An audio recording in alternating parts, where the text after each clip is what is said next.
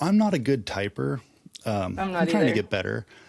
The problem is like I'm on my laptop and it's on a macaroni box to like keep it elevated, and I can't just type with my hands hovering. It's That's like insane. wiggling. Yeah. So I do my damnedest not to like bump the desk while I'm doing hmm this hmm because it's just Mine is on top of my husband's Alps box, so I don't know who wins that one, but nice. Yeah, mine's Kraft macaroni and cheese, but it's specifically for making 12-pound sheaf bags. oh, Like okay, it's a okay. template box. hmm Yeah, hmm so I keep it around. Yeah, yeah, yeah. How did you get a Yeah. Kraft macaroni and cheese box that big? Oh, it's like the ones that have 18 boxes in there. Oh, Yeah. So it's that's just neat. yeah, it's like a big Sam's Club box. Yeah, yeah. Yeah, I have one of those for my 20-pound sheaf bags. I use like a box that like homeschooling curriculum came in, and I hmm was like, that's a good size. Turns out it's perfect for a 20. Yeah. And a bunch of my wife's law school books like saran wrapped together to be a perfect size for a 16. Okay. No Yeah, 10-pound templates. no, the 10 and the 12 are the pretty much the same. The same. Yeah, I still I have, I didn't. mast one sheaf bag and Yeah, I made my own little template and I still have it. My sheaf bag is like destroyed. I need to make a new one, but at least I still have the template. But yeah, good to know I can go to Costco and get an 18 pack and that'll be pretty close if I can't find it. yeah. It'll be dead on. It'll And be, like I made it for for like a 12-pound bag because I thought that's what all you guys were throwing was 12-pound. Turns out that's yeah. not that common anymore. It's mostly Yeah. 10s.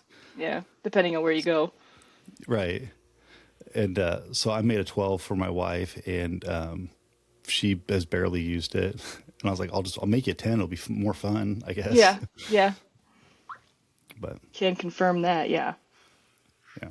I've only thrown a 12 like twice, so it's not like I have much experience with it, but it Mhm. wasn't as fun, and sheaf is not my favorite by far, so heavier is not better for me in that. What do lightweight women throw in sheaf? It's a 10, Oh, really? as far as I know. Yeah, I don't think there's anything lighter than a 10. I've never seen anything lighter anyway. But That bag would be so small. it would be, yeah. And Or I think you'd have a problem getting a fork into something smaller than a 10. Some of those oh 10s are yeah, tiny. I have a giant fork. It's like literally this big. So I have a really nice. hard time getting it into some of the women's bags. I'm the one that's like turning it over until I can get like an angle and kind of go in that way, but Yeah. I used to be really big on like making my own holes. And then one day I dropped my fork like point side down on concrete, and like they're just not sharp anymore. And like I could fix them. I could like, take a file to them and polish them up or whatever, but like that's a lot of work. Now I just use whatever holes are there. I, But it was devastating. It's like dropping your phone on yeah. concrete. You're like, oh no. I'll be honest, I'm surprised you haven't fixed it though. It's not that hard. It's not. But I don't know. It slows me down in a unique way, like having to use like already like wallered out holes, because like now I have to like force to like get the right bite that I want, Yeah. because like and with like a lot of bags, like especially this last season, a lot of brand new bags that just hurt to throw. They don't want to do what you want them to do. Mm-mm. But yeah, I did with my fork. It was old. It's been through like three different owners before it got to me, and so like the wood on it was just old. It's like it's been left outside, and I was like, you know what? I'll fix this thing up. I'll polish it up, put some like linseed oil on there, and hmm now I think it looks pretty nice. Was it a sheaf fork before, or was the handle from like someone actually using it for work? No, from sheaf. It was like it Oh, was. okay. I mean, I'm sure at some point it started life as a tool, and Yeah. then I think it's getting most of its like use as a toy now. Is it? Yeah. Yeah, but yeah, it's a Jonathan Irvin boomstick. Oh, okay. Yeah, Okay. which I think those are the absolute best forks. If anyone is interested in getting one, get on his wait list and get one because it's cool. Mm. It's like your little bespoke fork for this niche thing you do. Yep. I was just antique stores. I was Christmas shopping, and I was like, people want like $30 for just nice little antique sheaths, or not sheaths, forks, but Hmm. they're like super rusted out and everything now. I don't know if people know what they have or what, but I always keep an eye out for that stuff.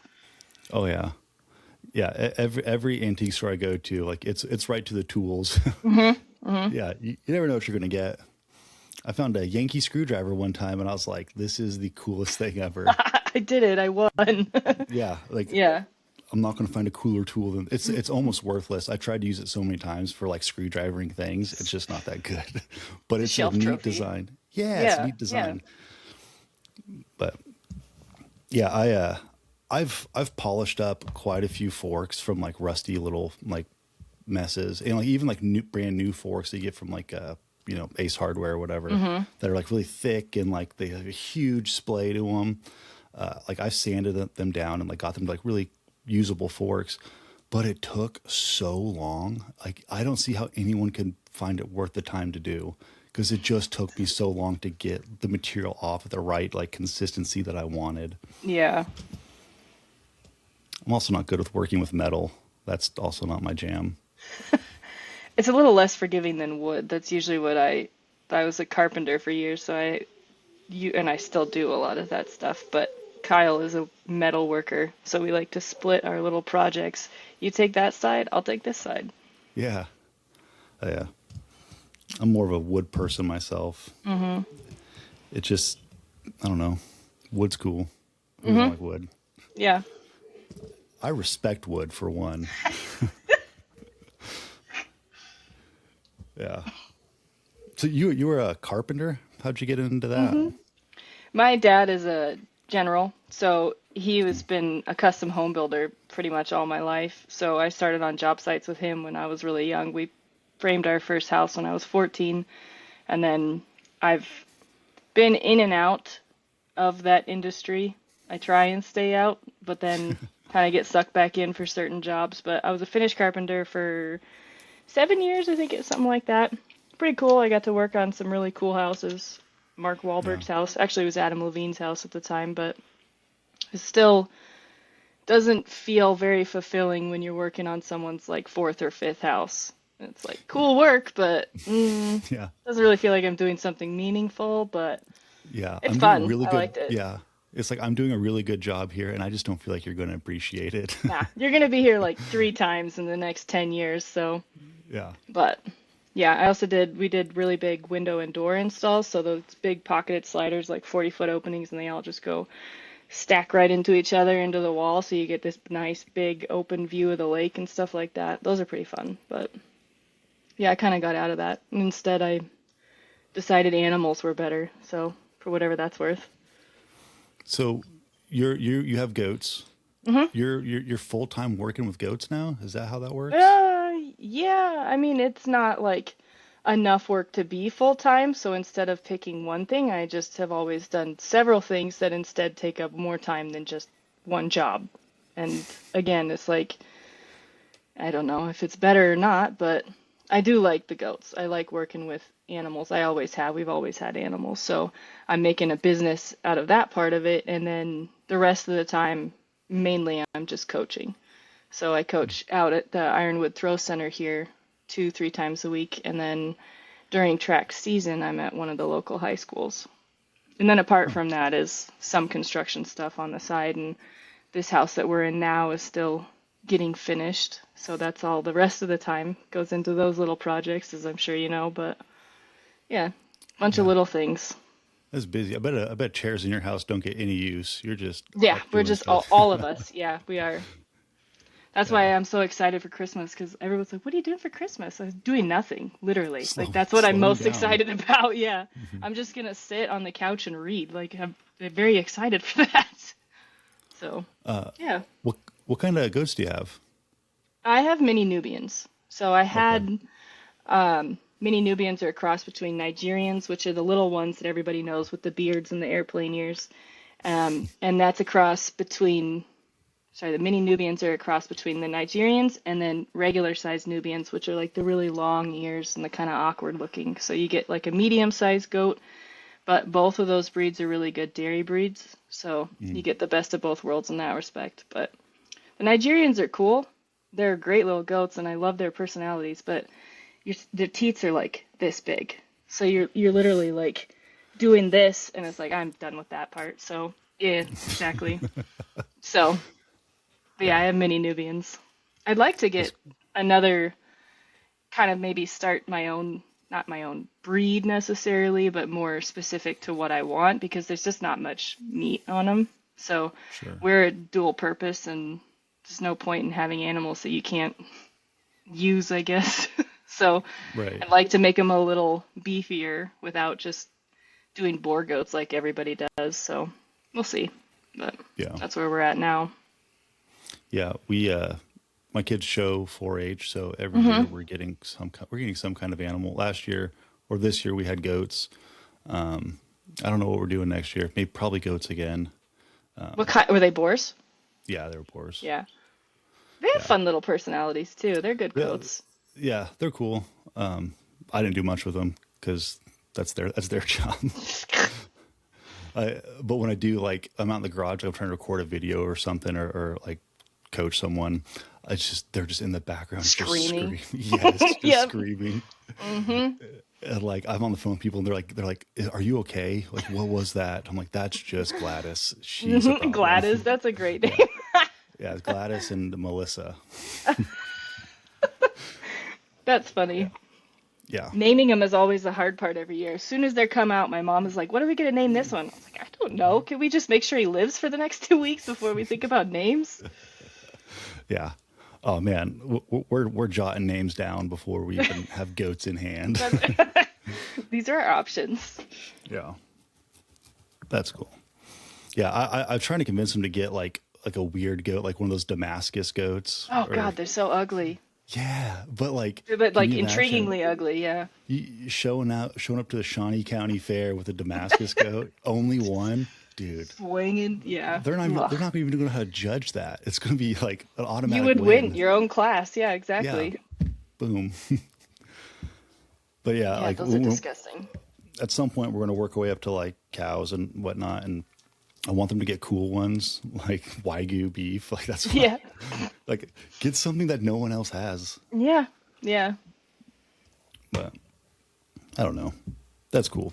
And you do you do soap from like the goat's milk, right? Yeah. Yeah, That's that's kind cool. of like the main product, I guess. Hmm. So I sell milk. Everything I sell is raw, and our state, like a lot of states, have different laws for production and sale of raw milk. So I just have to have animal tests to make sure that they're healthy. Hmm. Some years, if I know that I'm going to sell a lot of milk, I'll do that. Like this past year, I knew it was going to be a little bit of a wash as far as production, so I didn't bother with that. But the soap is always a consistent, like, it only takes 32 ounces for me to make 90 bars. So it doesn't take very Yeah. much soap, but it does make money. It keeps everyone out there alive. Yeah. Can't say it's like keeping me rich, but Sure. Sure. yeah. That's isn't that how it goes with animals though? It's like, It's, yeah. If you could break even, I mean, every farmer out there is trying to be above and beyond, but when you talk about like actually making money to sustain a family, it's very hard to do now, especially if you're yeah. trying to do it in any sort of scale that's like sustainable and not just spray and go the commercial route. Yeah. That's I live in it. Yeah, I was gonna, you're right I'm in the in middle deep. of it. Yeah. Yeah. Yeah. Yeah. It's cool though. I've used your soap and I like it. It's some of the best. We started doing our own soap because like we liked yours so much. The bar you gave me like in I think we're in Maine. Yeah, that Yeah. was a couple years ago. Yeah. And we started making our own. We're not that good yet, but we're working on it. I could give you some recipe tips. I think we would take them. Yeah. So yeah, definitely. But you said, oh, first, how many goats do you have? Do you know? Is it like, do you have a Yeah. huge operation? Not huge. No. Right No. now I have 18 or 19. In the next Okay. couple weeks here, we'll butcher like three or four of them. And then it depends on how many kids each doe has come springtime, Mhm. June-ish, May, June. So I've had as many as like 30, 32, something like that. And then my kind of core herd, I guess you could say, fluctuates, but we usually have like 4 or 5 does for breeding slash Mhm. milking. And then I have a couple of bucks, but they're expendable. Bucks Expendable. smell terrible. If anybody is thinking about goats and wants to get into it, it's great, but just be aware like bucks smell absolutely horrendous. And so you're not Really? gonna like it's do you have elk there? I don't think you have elk, do you? We do, You and do? at Fort Riley, yeah, Okay. we got high fence elk. Yeah, okay. So bucks like goats are in the same family as deer. So they Hmm. pee on themselves, right? And that's their Yeah, pheromones and and who doesn't? the I don't pee on your face. That's all I'm gonna. Yeah, but yeah, bucks smell pretty terrible. And from like August to now, I mean, mine are in probably peak rut as of like 3 weeks ago. So it'll be the cold keeps it from being too bad. But if you're in a warmer climate, then yeah, you're in for it. Oh God,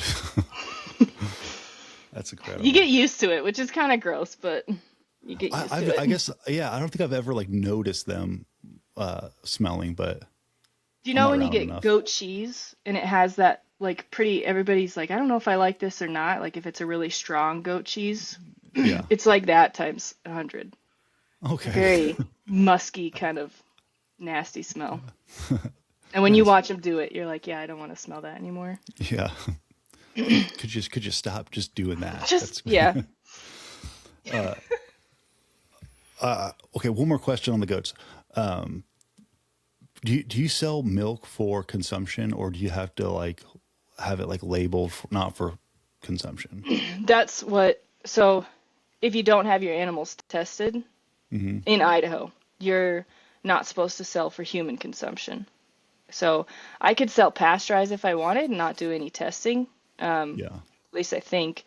But you can sell raw milk for human consumption with like I think the state comes out once and looks at your operation and then you just send in test results from then on. But a lot of people, I mean, I've done it depending on who's buying from you. Um, you can say that it's not for human consumption and whatever they do with it after that is up to them. But everything that I sell is clean with the intention that if someone was to drink it, they're not going to get sick or something. But Right. Do you have to sell on the farm, or can you like take it somewhere? you could take it somewhere. I mean, there's Okay. quite a few dairies up here, like cow and goat dairies that sell at our grocery stores. I mean, you Mhm. could even buy raw milk in California. Yeah. It's kind of You see, interesting the states that don't allow it. well, Kansas allows it, but like there's a stipulation that like you can't sell it off of the farm. Like it has to be Okay, like, at it the has to place. be on your, 'Cause- yeah.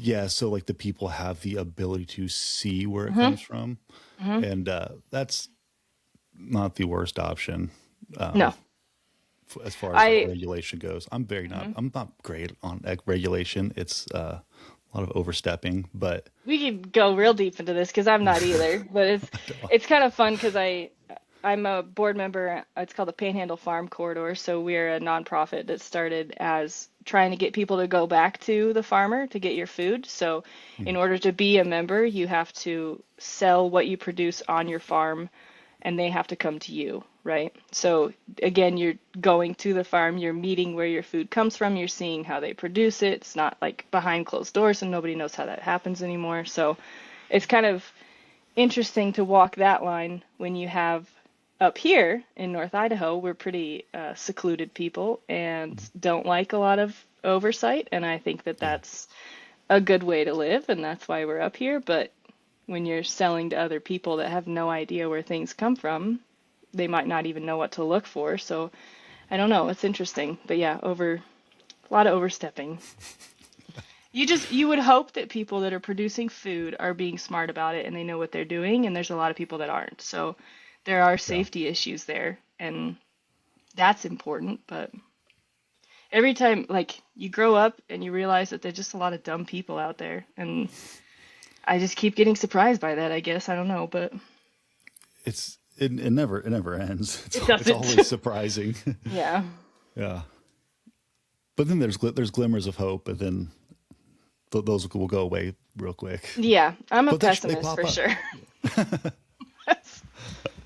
I'm a pessimist, but like I try not to be.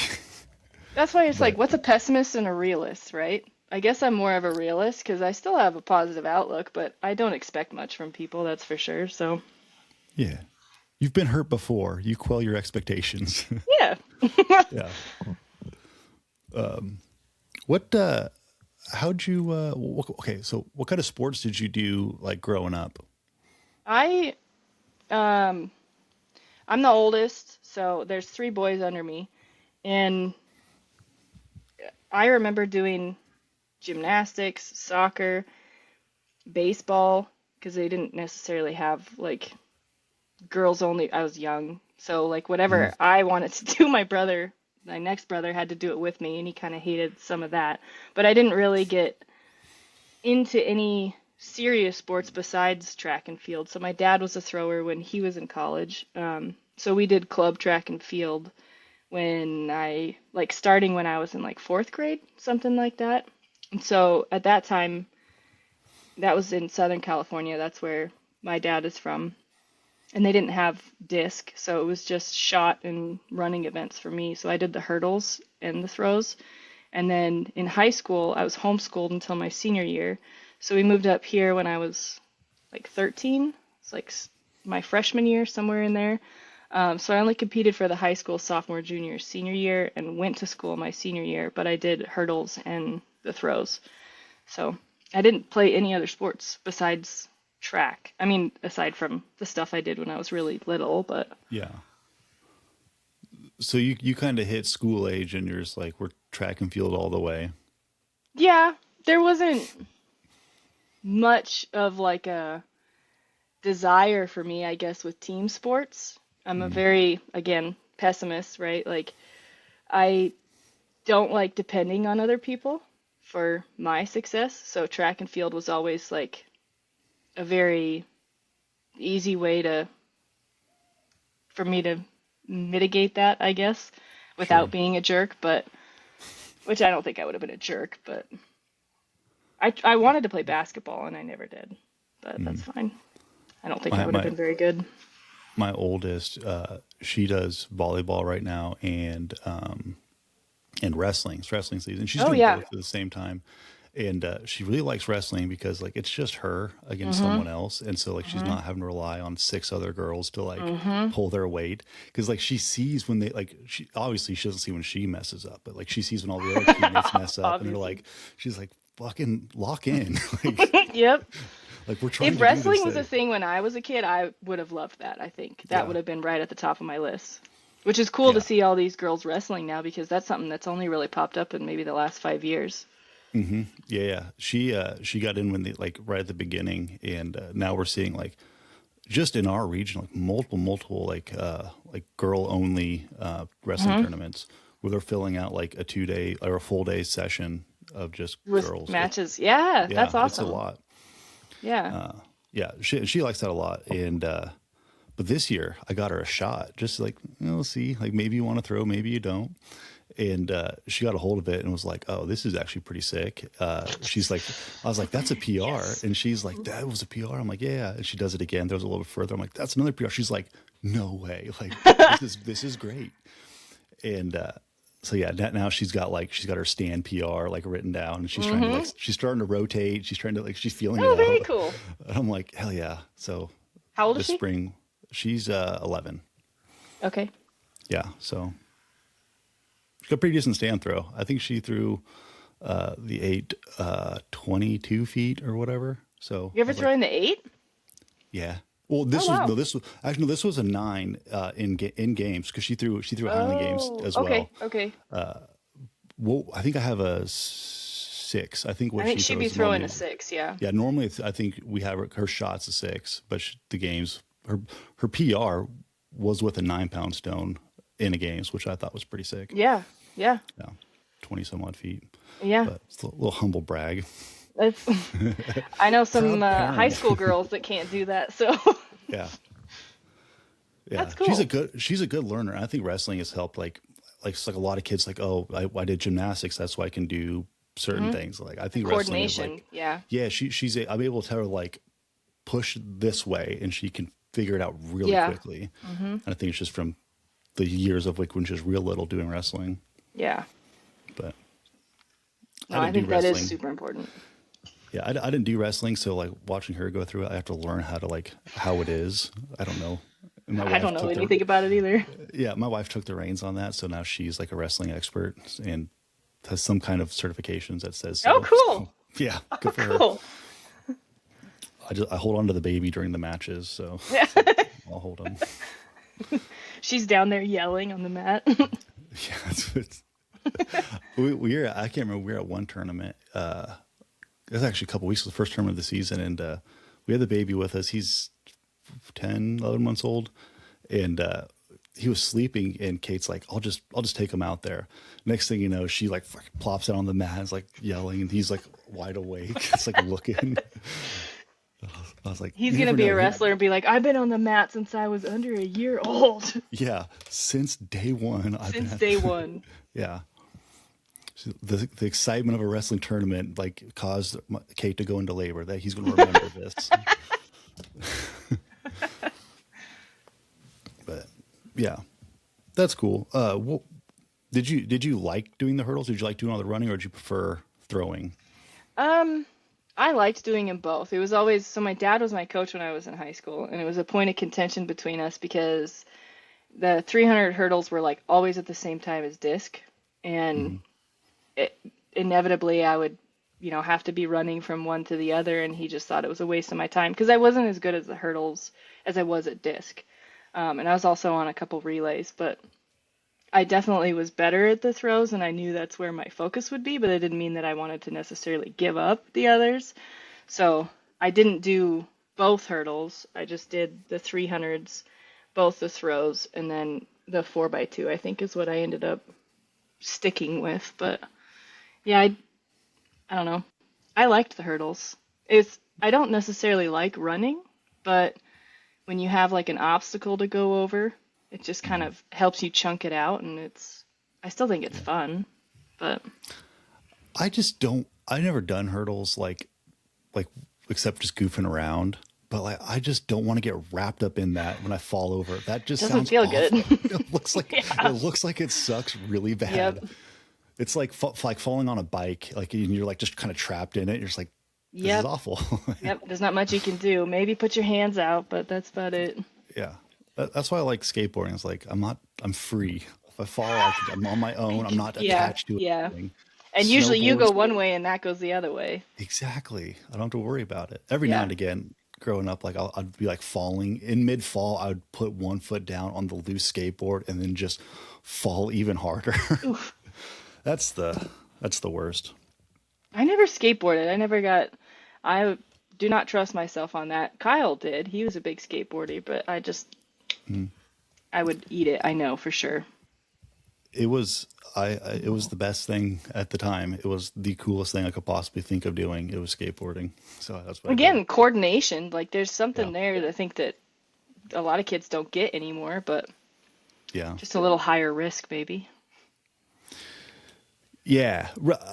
I see. I think I could have been so much better, like at skateboarding. Like maybe you've gone somewhere with it if I just didn't understand my own limits very well.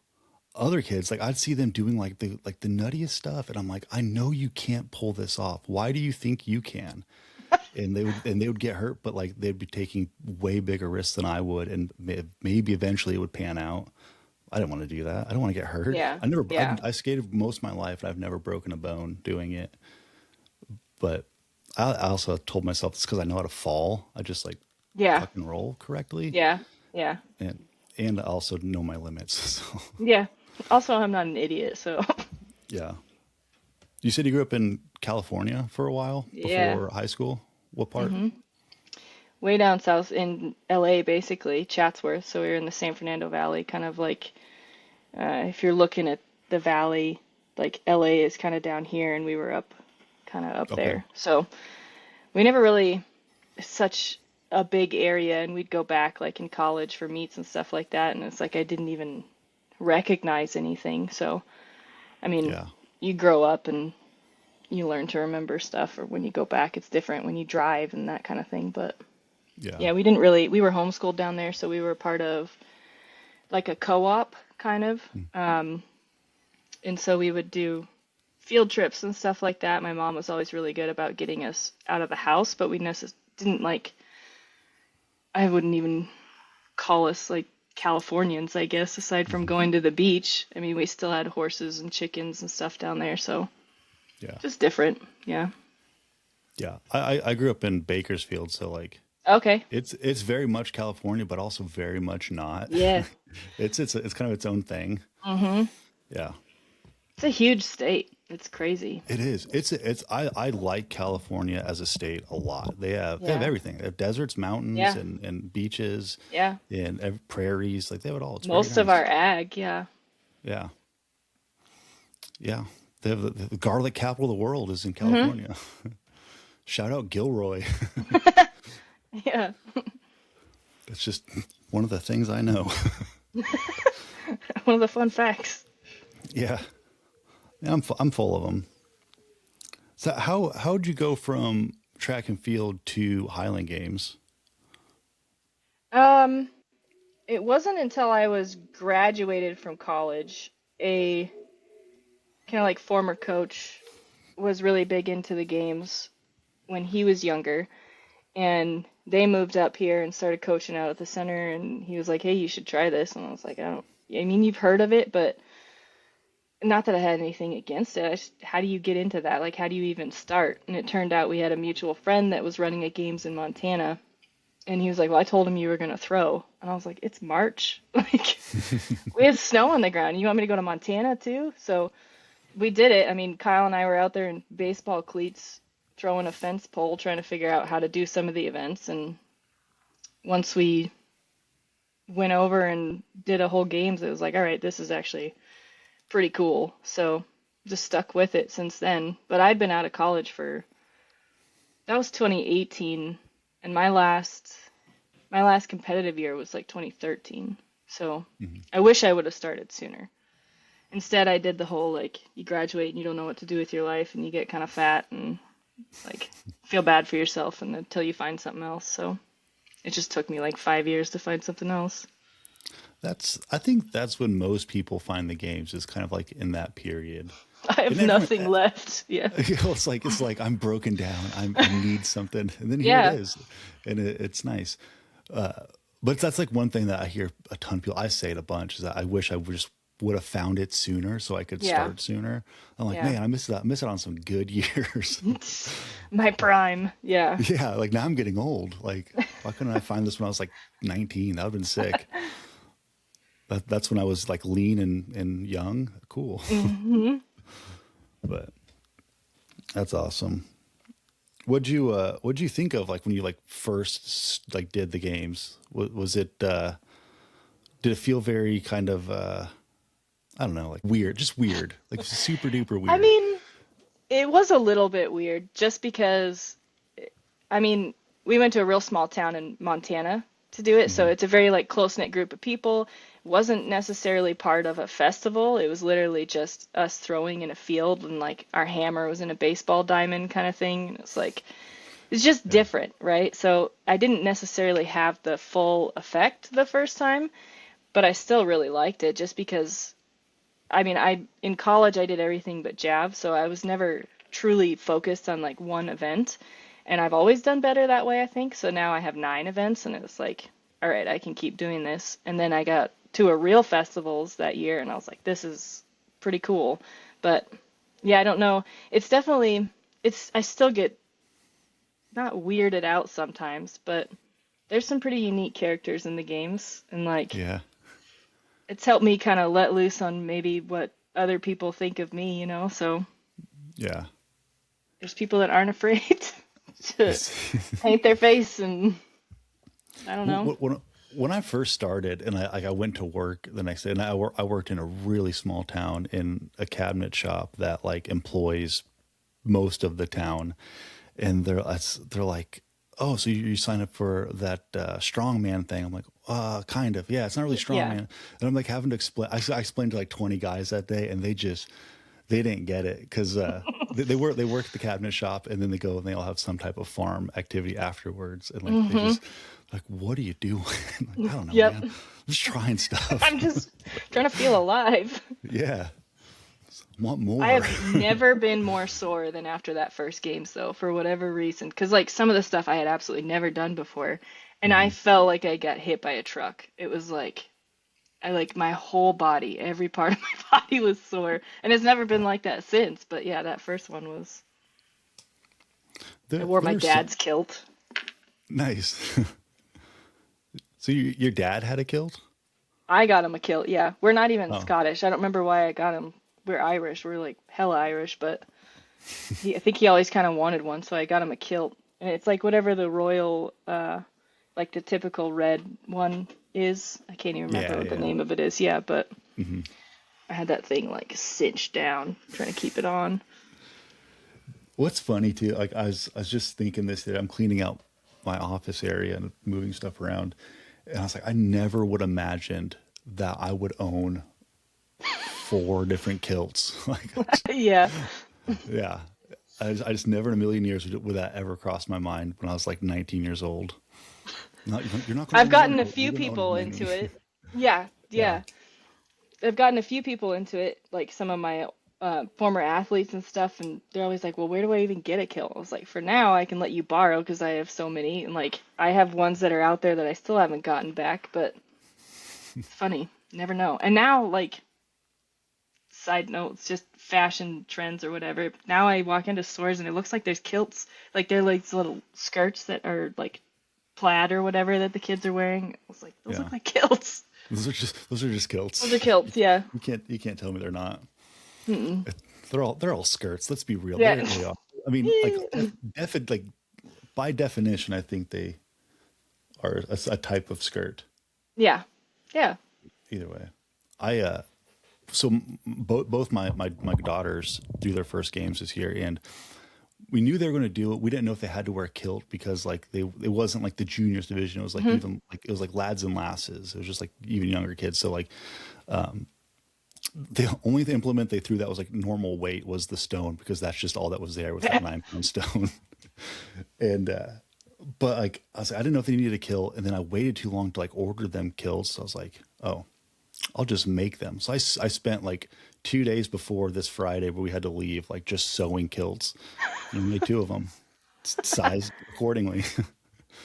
That's something I don't think a lot of people have done, so that's another No, little no, spot on your bingo card. yeah. They're actually really easy to make. There's just steps. And to be fair, I did make them like the really sport kilty way, where it's just Hmm. a Velcro and elastic, and wasn't. It's not It super works. complicated. Yeah. Yeah, it works. But now I'm like, how can I make them better for the next ones? Instead of just saying like, no, I don't need to make any more kills. I'm like, I could probably improve on this. I could do this. Yeah. 9 point day kilts. Is that Oh coming my next? God, no, that would take me so long. They're all going to cost like $700, and you'll get it when I'm done. When I'm It might be, done. yeah, it could be 7 years. Like How old are you? 71? No, you're not getting one. yeah, like I don't know if you'll make it that far, buddy. Yeah. Yeah, but that's a working the old sewing machine. Hmm. What's your favorite event? Mm, probably heavyweight. I do really love caber, but between the two of them, I think I would pick heavyweight. Why would you like caber? Again, like I've always worked with wood, Okay, trying to be real mature when I say this, but like carried a lot of wood, like balancing things, all that. Like so trying to be I mature. I refuse to live in a world where we can't talk about wood like wood and sausages like sauce. Okay, this is pause. Okay, My favorite food is like sausage, just like generally. And Of I course it can't tell is. people. I can't see. We're not playing that. Okay. This is not the world I want to live in. It's too late for that. All right, fine. But yeah, you're good with wood. I This am. is Yeah. okay. Yeah. And like balancing things, like I've always, I don't know, not that I was necessarily trying to throw things like cabers, but it just is like, I don't know, feels part of my repertoire of things that I've done for a long time. So I Mm. picked it up pretty quick and just always really liked it. So, and I actually practice caber. I've listened to some of the other podcasts where you like, "Oh, I don't practice caber, I just go to games. I tell people to go to games." No, you should practice caber. Well, okay, so people ran with that a little too hard when I say like don't practice caber. There is a twofold benefit to it, right? Like one, you get the variety of cabers, and Yeah. two, Oh yeah. you get to compete more if you practice at Mhm. games. Mhm. And there's a certain point where if we're playing the ABC class games, you're a B guy. You've turned every B caber in the region Yeah. because they're not hard. Like Yeah. you gotta keep stepping Yeah. it up. And Yeah. so if you have a caber like at home to practice with, like make it a hard one. I Yep. I, I don't want like maybe you turn it one every 10 times because it's just tricky as Or shit. if you turn it, yeah. Right. But like the pick, the run, the pull is the main objective. If you can do that semi decently, like Yeah. I don't know, you kind of always it's like you always have it. I've never Yeah. forgotten how to throw caber, but it takes a while to get there. It helps if you practice. Sure. But like Just kidding. again, here's the thing, and this is and also like I don't want to discourage people because I'm finding out everyone doesn't have a yard. Almost no one has Yeah. a yard And anymore. that's probably the hardest one to even try and figure out. I mean, yeah, I know Yeah. you can build them, but still, it's like there is a barrier to entry on that one for sure. Yeah. And I don't want to take a caber to the park because that's just too much of a spectacle that I just don't want to be a part of. I don't want Throw it people to right on look a at. sprinkler head. Oh yeah. Actually, I don't think any of our parks in Topeka are have sprinklers. We get good weather out here. I don't know. Maybe we're Don't you also get like tornadoes? yeah, it's good weather. That's good weather. That's fine It helps Kansas get the weather. leaves off, yeah. Yeah. We we don't get as many tornadoes as we used to, which is a bummer because like if they're close, I'm gonna go check it out. But like I don't want to drive 100 miles in at like 5 o'clock at night. I don't want to do that. That's a pain. But if they're Yeah. like in the area, yeah, I'll go for a little drive, see what I can see. I mean, is Because it actually easy to like kind of see where they're going and stay far enough away, or is it like I yeah, don't know, I've never been. yeah, you got your laptop open with your radar, and it tells you like if you're good at reading radar, you can put yourself in a pretty sick spot to watch tornadoes. What people fail to understand is like so it's called storm chasing. You have to chase the storm. You can't be in front of it. That's where you get hit with a tornado, and you're having a real bummer of a time. But if you're behind it and It's fine, it's following it, going. yeah, Yeah, okay. you get to see the biggest hail you've ever seen in your entire life, and you get to see tornadoes drop down. It's really sweet Okay. and a little scary. Yeah. Yeah. The We hail's get probably real the big coolest part. windstorms here. Like we just had one a few days ago, and they'll Yeah. be like 70, 100-mile-an-hour winds, whatever, and take down trees and stuff like that, but not like tornadoes. But I do kind Yeah. of think it's fun just to like watch nature be a little bit brutal. Yeah. We got that wind too. The wind that like just fucking assaulted the country. Yeah, I didn't realize it was that widespread, but yeah, Yeah. It yeah. came all the way over here. Hmm. Yeah. It was bad. I have to like check all my sheaves because I have all my wob standards. I have to keep checking like Oh yeah, are they going to stay up? yeah. And I got them in a good spot, anchored down pretty well. They're not going anywhere. And Which they're probably thin enough that it can kind of cut through it, maybe a little bit. I've had them blow over Maybe. before. Never mind. Yeah. But and I've also had them like up to like 30 feet, and that was too tall for how wide they were. those would not last a average week in Kansas, so I took them down. But I do need to move my wob standard because it's too close to a building, and I've thought about the idea just for funsies to go just to be out and throw this winter, to learn spinning wob, Mm-hmm. and if I'm too close to the building to do it. A I'm little like, risky, yeah. I mean, I could probably get it, like make it happen, but if I lose one a little early, like it's going through this tin wall. It's just going to go right through like a cartoon character. Uh-huh. Yeah, so I need to move it, but that's a real pain.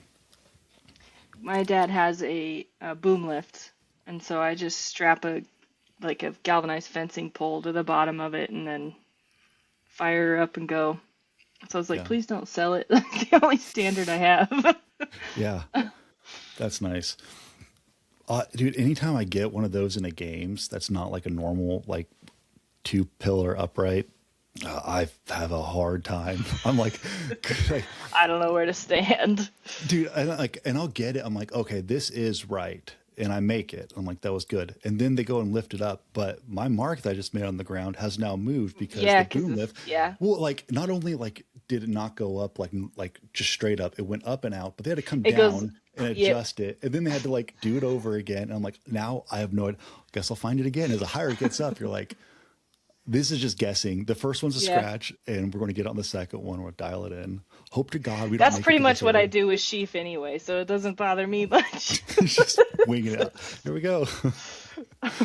Yeah, she's the best event. It's very I nice. want to like it, I really do, but I just keep getting, I don't know. Somebody will help me at some point. You gotta just like the biggest thing, and I think about this with all the events, is if you just try hard and believe in yourself. That's Yeah. no, no, No. no. Yeah. I don't know. I guess I've Florida's only event. tried half of that. I do try hard, but I don't believe in myself, so maybe I should try the believing in myself, Yeah, you got to get it's and I'll let you PMA, know. a positive mental attitude. That's it matters. But yeah. So you had a pretty good year this year. Yeah, You went to the women's world championship and won it, which is pretty sweet. yeah. You're on a short list of women who've ever done that. So kudos to you. Thank you. No, it was a really close game too, and Yeah. that's what I love about every games that I go to, because I don't pay attention to, like, I pay enough attention that I know where I should be in certain events, but I'm not watching where everybody else is. I'm just like, you talk about positive mental attitude. It's like I'm there because I've done the work and I know that I'm gonna go out there and do whatever I can on the day, you know. So if that turns out to be the winning throws, then that's great, and I'm super excited for that. But if it's not, then I'm just as okay with that. So it's always fun when it's close. And so Hmm. that was, I think it was like 2 points or something like that. It's pretty Yeah. close. That's pretty close. Yeah. Did you prep for Worlds? Like, did you have like stuff you're doing leading up to it, or because I know some like people who threw in college and like now they're in the games and they do pretty well. They're like, I'm going to take my foot off the gas a little bit and we're just whatever the world hands us, like we'll take it. Or did you have like a full like game plan? Like this is our build up for this. Mm, I don't think I've really had, I mean, I plan for things for sure. Um, and as you get older, as life happens, it's like, it's not at the top of my priority list, unfortunately. Or most of the time, it's not. Like, I wake up every morning and it's like the Wall Street ticker board. It's just like, depending on the day, things change. So, my intention is always to get my workouts in. As I get further in the season, the focus goes less from that and more onto throwing, so that I'm not having to make a decision between the two. If I get both of them, that's great for maintenance, but I wouldn't say that there's any like big prep.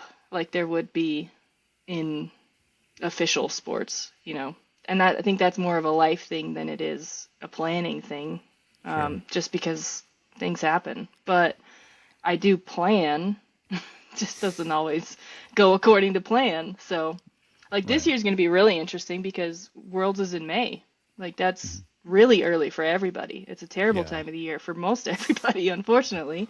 But all it matters is what happens on the day. So you try and plan as best you can and go from there. But Why is it in yeah, May? it's in Victoria. Oh, that's right. Yeah. That's cool. So Victoria's cool. I've never been. Neither I'm have very I. excited. I hear only good things, Yep. so that's cool. Yep. And it's not that far from me. It's always the same weekend as the high school state meet. Mhm. So I've never been able to break away. I've always Sure. had kids at state, which is a good thing, but it'd be nice to do my own thing. Yeah. But this year, yeah, hopefully I have to send in my application. They're due by December 31st, I think. Nice. I think Yeah. I'll get in. You think you'll get in? I think I'll get in. I don't know. You might have to Maybe. work hard. I don't know. That's cool. How I mean, I guess besides like the fact that you're winning, like did you feel like you were crushing it when like on the day or both days at Pleasanton, or were you just doing your own thing and how it shook out, it shook out? Um, I definitely felt good. Like Mm-hmm. I was a little unsure because I had strained an ab, like the stupidest thing, um, like 3 weeks before practicing Mm-hmm. hammer. Hammer's definitely one of my weaker events, and so like I'll practice things depending on where they are in my week list, right? So I was throwing more hammer, and it was like a warm up, and I was like, that did not feel right. And then the next day, I was like, this is terrible. Like I couldn't even like reach overhead, and I was like, I'm just gonna go out there and we're gonna see what happens, and I'm not gonna touch anything that's gonna irritate it until then. So Mm-hmm. there was a lot of uncertainty in that respect, but then Pleasanton has a really strong order for me, um, as far as like the heavy and light days, Mm-hmm. and the fact that sheaf doesn't count. Mm-hmm. I have no shame in saying that that definitely helps me. I mean, I won my share of games with sheaf, obviously, in tough competitions, but it definitely does help that sheaf doesn't count at that one. So I'm not gonna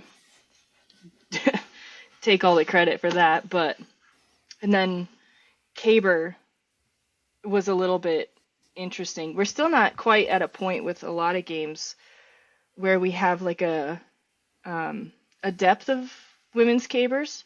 So we have like some pretty tough sticks, and then other ones like we were in a battle of 12s for Mm-hmm. our women's world, and that was like, okay, this is maybe not how it should be, but that's everybody's in the same boat. So Yeah.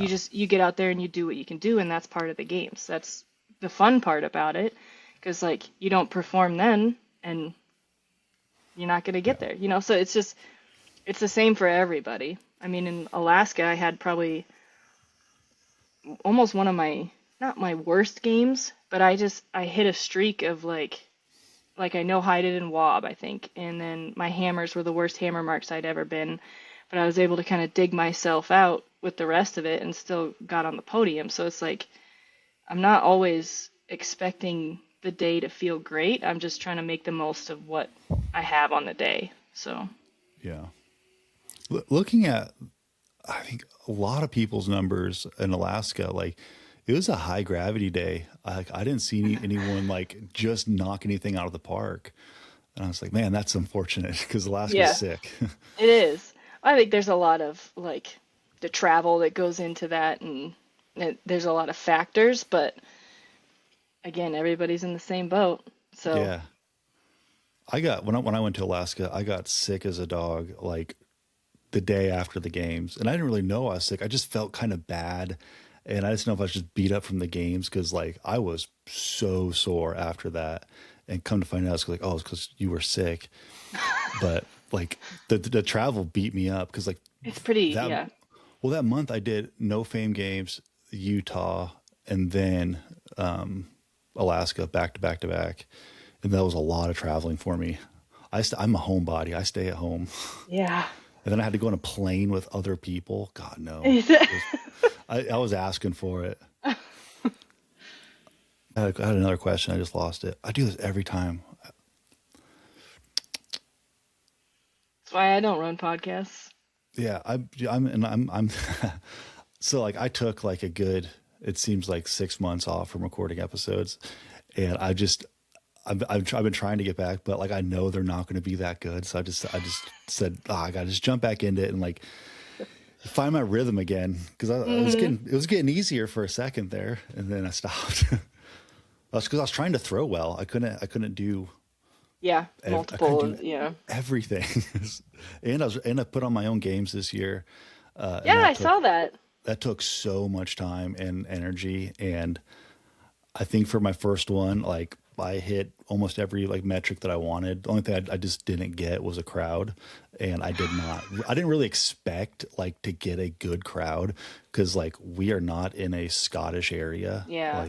Like in this area, like most cultural identities like go to like German, like that's where a Yeah. lot of people are at.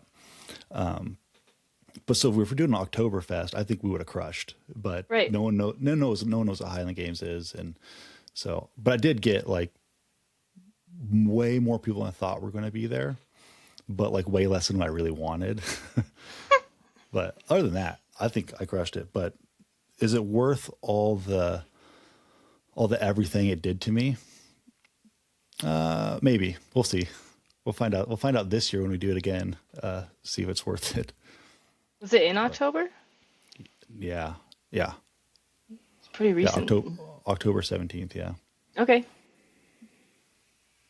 but it was cool. I had a pro class come out, and we filmed it, videoed it. We have yet to do anything with that video because I'm not good at editing it, and Billy, our videographer of Highland Games Media, I was looking at that he, hat. yeah, Highland Games Media.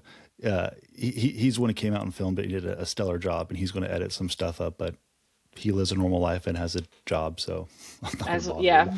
Yeah, Yeah. if he ever puts it out, like cool. If not, like I I get have the it. footage, and I'll chop some stuff up so people can see it, but it might just be one of those like you had to have been there. Yeah. Yeah. Yeah, we threw off platforms, which I thought was pretty neat because we just don't get that around here. Hmm. But isn't a rodeo arena, so I I was don't know gonna. I any other way remember. to do Yeah. it.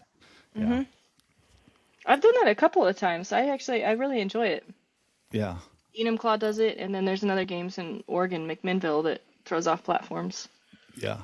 What's weird is like I knew those two, and then like as I'm like making the platforms, like I'm seeing like pictures on the internet of like other people, like other games doing it too. I'm like, how many of them are there out there throwing off platforms? Seaside, I was about to Ventura, say, they do yeah, it. Yep. Seaside did it as well, and I was like, yeah, it's cool, especially like when you have like these dirt lots that like I don't Hmm. want to throw in a dirt lot. It's hard. You can't do anything that you normally do, and like It's so you just throw, dust anyway, slipping. yeah, Yeah. throw some plywood down, and Hmm. now we can spin. Hmm. Yeah. What besides like Pleasanton, what was another high water mark for you? Any PRs that you're just over the moon about? I actually had a really good sheaf day. Day. That's how bad it is. Um, in Albuquerque, I Mhm. almost cleared like I think we were at like 32. I took some good pulls, or no, maybe it was 30. My PR is 29. It's not very good, and I did that in like 2019. And so I'll get close, like 28, and then after that, it's like, and nowadays with all these girls, it's like 28 is just getting warmed up, and I'm Yeah. already done. So, Thinking but I had about a coming good, in at 28. yeah, Yeah. yeah, okay. Um, it was a little bit. I'm trying to remember. I think I was it this year that I started. No, it was that was the year before. I don't do very many games a year. Mhm. Um, I'm at like I think I might have done like five this year. Very Yeah. low number, especially compared to some people. Um, So I don't remember any PRs, but my marks, I think that's where my marks are always consistent. And that's where I'm the most dangerous, I think, is just being consistent from games to games. And so I'm always happy if I'm around a certain range. And when I'm not, like my hammers were really struggling this year. And that's where it's like, okay, we got to take a step back and make sure we can try and figure this out because I can't afford super weak events. So, Mhm. but there was, I don't remember anything that stood out as like, oh, that was fantastic. Yeah.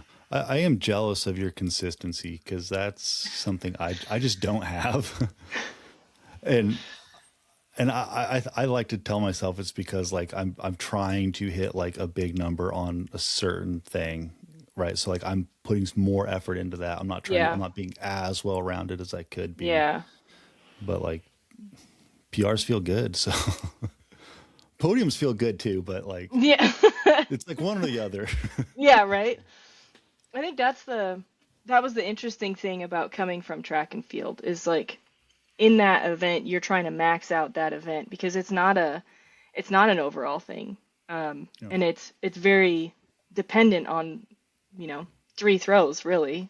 Six Mhm. throws maybe if you're lucky, but it's different with the games because it has to be that overall. And I think that's the part that I like the most because I'm a technician and I've always loved working out like problems, puzzles, that kind of thing, especially physically. So to have that many events, because they are all honestly like different events, even if they're the same, like the hammers, the heavy hammer is different than the light hammer for me. So they're all different in that respect, and it gets my mind to like get rid of the last one and just move on to the next one. And I think that helps the consistency too, because if I'm so like wrapped up in one event or if I have my expectations in one event, then that's not going to happen. I learned that pretty early. At least I learned that from my track and field career because Yeah. I was pretty solidly average at everything, but Mhm.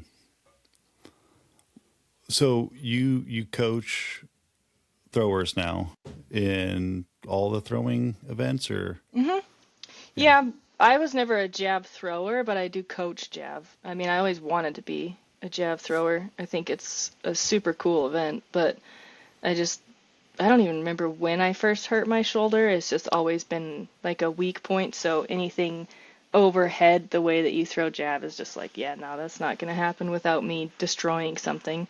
I mean, I still go out there and throw a little bit, but not like I'm just trying to make sure what I'm telling the kids is what they should be feeling kind of thing. But yeah, I coach everything mainly shot disc hammer. So I've never thrown jav, but I've heard that like to do it right, like you're trying to like dislocate your elbow and like hyperextend your knee at the same time to like This make is it very work. aggressive, yeah. Is this accurate?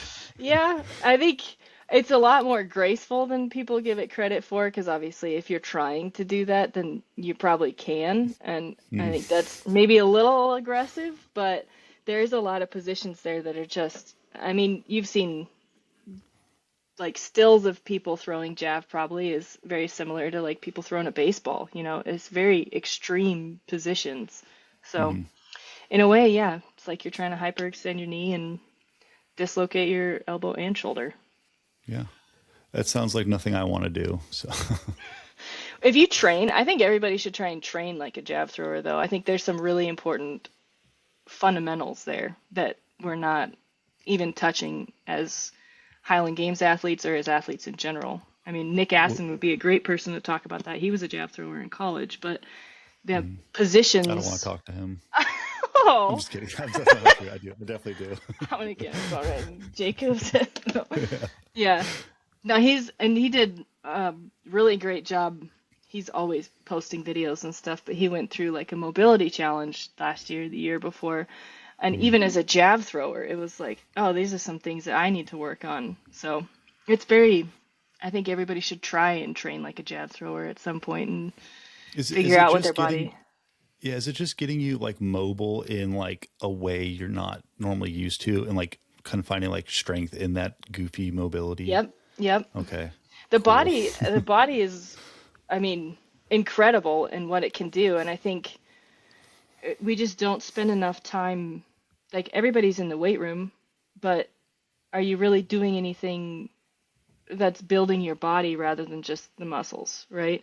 It sounds like a very bro thing No, to say. I didn't I'm not know. doing that. Like, can you do handstand walks? Like, I think Oh everybody yeah, I should be able to could. do Yeah, handstand walks or even just hold a handstand. Can you do pull-ups? Can you do a muscle up? Like, can you do the Nordic curls? That kind of stuff. It's just like very exaggerated weak points I think that everybody has, including myself, but jab yeah, throwers can't afford to have those or they will hyperextend their knee and dislocate their elbow. So, yeah. Yikes. Cool.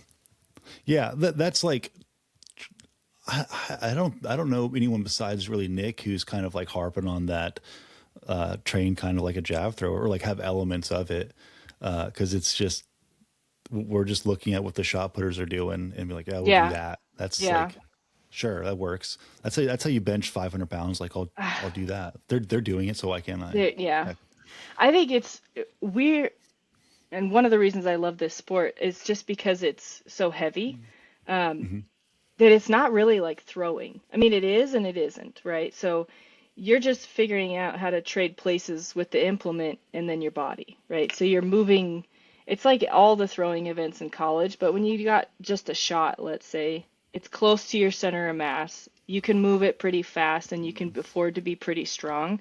When you start getting into like discus and hammer, that obviously varies a little bit, and you'll get guys like Ethan Katzberg that they don't really even train heavy weights. They train for speed, right? So he's only snatching like 100 kilos, and everybody lost their mind when he said that. And it was like, how come he isn't stronger? Because he doesn't need to be. But it's the same thing with us. It's just our weights are heavier. So it's like hmm you're trying to be this super dynamic athlete and to just respond at the right time. And it's not necessarily about how strong you are, it's about how dynamic you are. And that is like so fun to me to train for because I just am not that strong. And I've never been overly strong. I mean, I have joint issues and mobility issues, obviously, but it never lent itself to me just being able to just go all out in the weight room. So I had to train differently from the start, and I think it helps the games to think of it that way. But in my opinion, Nice. Yeah, I had Scott Farr on a couple weeks ago, and he's has this take that he thinks the Open Stone is the only like Open Stone and Braemar are the only events that are different from the other ones. Like because like everything else is held at arm's distance yeah, plus a little bit more. yeah, Shot's the only one that's like in your space, and yeah, he's like from that it's like he says that's a completely different event than any of the other ones, different type of yeah, event. yeah. And that's why, I mean, that's why training just like a shot putter, I think, doesn't lend itself very well to the games because it's so No, specific in that. And you can, yeah, it's just different. sure. So, Just like training like a power lifter as a thrower just isn't the best yeah, way. yeah, yeah. I mean, No, being Scott's strong always had is good ideas. yeah, he's just full of it, full of it and Full of ideas. it. Yeah. Yeah, respectfully. I like talking to him about like training ideas or like technique ideas because there's certain people that just think about things differently, and he's definitely one of them. For a brief time, he was my brother's teammate in Nebraska. So when he was there, um, Okay. so Grady was there. I don't remember if they got there at the same time or not. And then obviously Scott's thing didn't pan out, and then Grady ended up leaving the next year anyway. But that's how I first got to know him, and then see Mhm. him at games throughout. But Yeah, I think he's brilliant when it comes to the throws, and I mean many other things. Like every time I talk to him, I'm walking away with like just scratching my head, like man, like he dropped a little knowledge bomb on me, and like yeah, I gotta ponder this for a little yeah, while. Yeah, because we have. I mean, honestly, for as long as this sport's been around, like I don't think anybody has it figured out. Not like you could say in track and field, where it's like, yeah, it's still individual, but there's, let's say, core mechanics, right, or core technique that you can kind of manipulate, and there is some of that in the games. And you were posting those videos for a while where it's like people trying different stuff, right? And it's Yeah, like, all the goofy like yeah, lightweight tosses. yeah. Yeah, I still think there's something to be had for winding a lightweight, but I haven't figured it out. But I still try. Like for a while, I was standing, as I really struggle with wob. I think it's because of my size, but I like standing wob is all I do. And you talk about wanting to learn spinning wob, that's on my list too. But where is it on the ticker board? I don't know right now. But yeah, I was right. standing like, so instead of like the bar overhead, I was standing 90 degrees from the bar, so like my right shoulder was at the bar, and I was like, Yeah. because I throw 19 feet in front of the bar all day long. I don't know what is Yes. wrong with me, but I can't get it to like go over. So And I was like, well, I'll do it this way. And I had talked to somebody else, Jack Coleman, I think, and like he said there was people that used to do that, and I was like, well, I did it for a little bit, and then all of a sudden I kept throwing it behind me, and I was like, I just I don't get yeah. it. But you got to talk about it and you got to try stuff in order to figure out what the real mechanics are because is it a deadlift or is it a jump? You know, it's like nobody really has answers and that's kind of fun in a way and frustrating, but Yeah, your setup for WOB is something I wanted to talk to you about for a long time, because I've had like this idea because especially when I was losing them out front all the time, they were going sky high. yeah, They were just out front, and I'm there's like, got to be but they're something all, there. but Yeah. I'm like, they're also going to the right. They're always going over like my right shoulder. So if I just set up right there, if it still goes over me or Hmm. like goes in front, it's still going to angle right. And I'm like, Yeah. fucking Yeah. consistency right there. I never did it, I but still like, don't do it anymore. I That's because I yeah, started throwing back behind myself and it got like weird, but I yeah. think there's something there for sure. I mean, like if I'm like trying to cheat like a bad habit that I'm having, like I'm not trying to fix the habit, but like I'm trying to be more consistent in the Yeah. moment. I think that's a little tool you can just pull out of your pocket Yeah. every now and Yeah. again. Yeah. But It I definitely wouldn't want to probably make would it be my a main good thing to thing. practice too, just to make Yeah, sure that it stays. because like what you were doing is different than what a lot of people do. Like spinners, like guys who spin wob and they go to games where they can't for some reason. Hmm. They do the side sling. They just give that big wrap and then just stand up with it. Yeah. But they're going that's like opposite shoulder over Yes. that way, and Yeah. that's kind of different, anyways. Yeah. But I've never tried. I only tried spinning wob once, and that was mm, this year earlier, yeah, in like May, and it wasn't in the competition. It was just to like try and learn some mechanics of it. But I do know some people that do the side sling thing, and it always felt a little bit like because you're having to like pull that way. yeah, So I don't think I would be strong that way anyway, but to I each didn't his I didn't own. hate this. What I really liked about the side slings, I tried spinning wob for a brief time when I was a lightweight, and so I was throwing the 42, which is much easier to manage than the 56, and so when I was trying it, I really liked like being able to warm up with side slings because it feels Mm, like warming up with the implement, like with the 56 standing. It's just like you're just going to take some half-hearted pulls and then you're going to start building into it. But like you can get a good warm up and like kind of feel some like feel the implement with some positions side, and yeah, yeah. with side slings. And I thought that was like that was really nice. The problem was the 42 is too light for me to spin with because I was sprinting. I was having a real big sprint, like up to the bar, and so then I go do one turns for distance with the heavyweight, and I'm Just finishing both feet over the toe board. Like I'm like. I get a big pull and because I completely missed the toe board. I didn't even touch it on the way down. And I was like, Jesus Christ, like I'm gonna stop spinning wob. there's I can't do all of it. I feel like I was adding a 10th event for no reason. But I don't know. I think there's if more games, I think it's at the point where more games are allowing it. And if it gets to that point, then I think that's what I'm going to need to make the change to because I'm just too small to keep up with standing wob and like I think I could probably figure out spinning wob, but it's not yeah, going to be a priority until I know that I could do it anywhere I want. yeah, I'm 6 foot with my cleats on. I can't. I'm not going to be good at wob. Like Yeah, if I ever get past 16, I think it would be a miracle. Like I got to get fucking dummy strong to like go to 17. just And I just, rip it. yeah, I don't think that's going to happen. This like I'm thinking about it. Like I got to do something to like just be more consistent at a higher Yeah. height. And spinning seems to be the way to go for Yeah. not the biggest guys out there. For us small people. Yeah. I'm not even I like 5'8". I was like, Well, you have the heart of a 6'5" individual. yeah, thank you. So, yeah. What's your plans for this next season? Plan to make it to Worlds and do it all over again? Yeah. So I got Central Florida in January, and Hmm. then track season starts like the last weekend of February. Um, I usually make it to Albuquerque, and I would love to go back because I think, well, trying to think of how close those two are together. Me leaving back-to-back weekends is a lot, um, Hmm.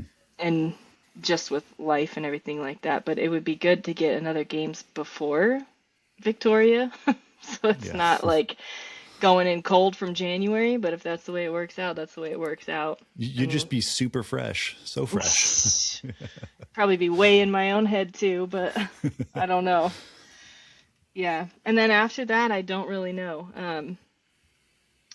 Josh has got a big one cooking in July, and that'll be Mhm. interesting because it's right after camp, the Ironwood camp, which is kind of fun because there's quite a few of us that are Highland Games pros that coach at So, camp, so we're all I, gonna be I in the was going. same boat I was together going to again. ask you about that. It looks like you have a lot of the cast and crew going up there to coach. hmm Yeah, It's that's cool. fun. We took like a little Highland Games picture last year, so we got Amarissa to come up because the kind of like the core group up here that runs camp. Obviously, we're all throwers, and that's already a small community. But Amarissa was coached by one of the guys, TJ, who's helps run the camp up here and runs the center. And then Damian Fisher coaches at Western Washington, so he comes over. Kyle's at the Air Force Academy. Um, who else am I forgetting? Myself, obviously, but yeah, we're slowly grabbing all of the Highland Games people. We're talking about doing a demo day or a try it day.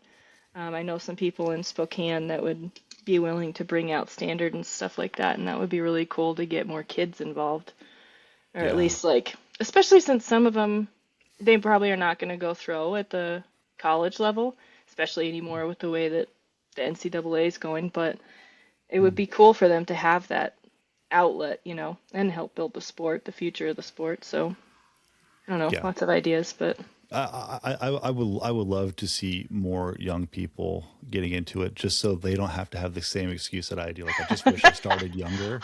I wish Like, I started younger. Yep. yeah, I'm gonna take that away from them by introducing it to them young. hmm That's what I would like to see.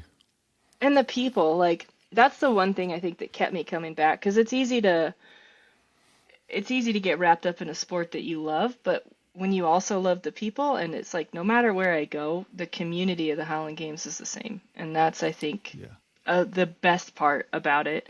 And if you get kids involved with a community like that, then that's something that they could be a part of for the rest of their lives. yeah. So, and it's not online. Oh, see, that's like I think, yeah, online. I I think kids need more exposure to people that are not their same age in like hmm Highland Games, because like hmm half like almost you could say almost all Highland Games athletes are masters. They're masters athletes. I think a big majority of them, yeah. It's so many, Yeah. and they're willing to hang out with 19-year-olds if they if, Yeah. if like they would if they're willing to do it as well. Yep. I think that's good for them. It's good for them developing and Yep. especially coming out of high school Yep. into adult life. If you're not going to school, well, Yeah. No, I think that's very important too. we just got to fix the juniors class so like they have an actual class with real implements that make sense. Yeah. I I'll don't let know. someone I else handle mean, that. well, did you do a juniors class at Free State? I No, thought I maybe. I had one junior, and I made him throw light weights, and Oh, well. he did just fine.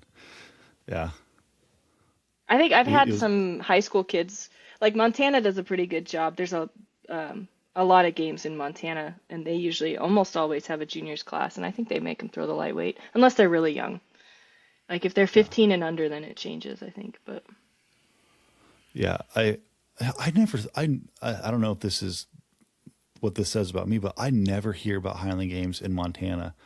I know it exists, but I've never met anyone that like lives in Montana and throws. I never see them, or they're just there, I quiet mean, about it. this one of the smallest populated states. I think it's probably like Wyoming, Alaska, Montana, and us. Well, not probably not us anymore. Idaho's growing, unfortunately, but there's a lot in Montana. I mean, there's a huge Celtic heritage in that area for sure.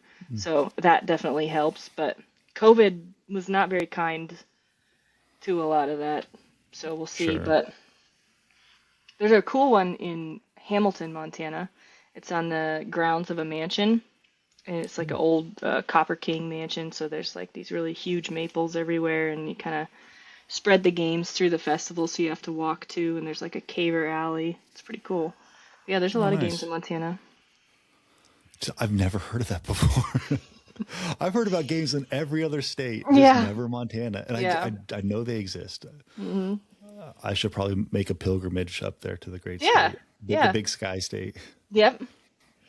I will I say never, I don't not hope I don't make anybody mad, but the pretty parts of Montana were supposed to be Idaho. So the eastern part of Montana is very like, you could drive through. It's like reminds me of the Dakotas, but then you start getting to the western side of Montana, and that's pretty cool.